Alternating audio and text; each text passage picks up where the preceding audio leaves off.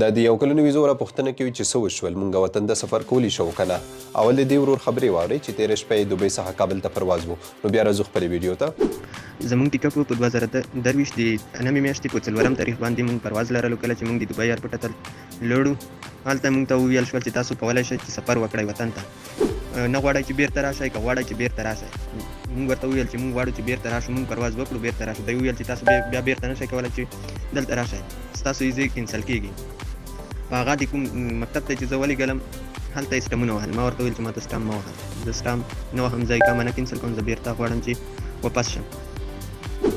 ها تاسو خو د دې کس خبرې واورېدې چې تېره شپه د پرواز و دوبۍ څخه کابل ته.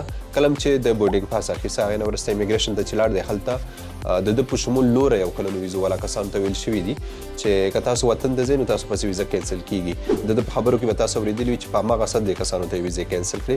ځینې کسانو ته او څوک چې پاتې شول د ده په شمول ځینې کسان پاتې شوي وو، نو هغه اوس 2 کلنې ویزه لګي بیرته بیا وطن ته ځي. نو فی الحال خو همدا معلومات دي. په تاسو کې کوم کسان چې 1 کلنه ویزه لرئ وطن ته تلل غواړئ، زما مشوره درته دا ده چې دا کسان په عمل کې اوس دوی باندې تیر شول. ما تاسو مخکې ویډیو کې ویلي وو چې یا په رسمي ډول څه نوي راغلي یا په عمل کې تیر شوي دي. نو دا خو د کسانو خبره تاسو په خپله واورېده او دوی باندې بېګا عملي مطلب ولیدل چې څه وشول. نو تاسو به داسې وکړئ چې 1 کلنو ویزو سره به نوره خدای پاماني وکړئ، 2 کلنې ویزې به ولګوئ او وطن ته به بېغمه لاړ شئ. نوره به د دې جنجالونو سره خلاص شو. سمه ده؟ که دې په اړه نور څه و هغې لپاره خپل ټایم ساکیب کړئ. مننه.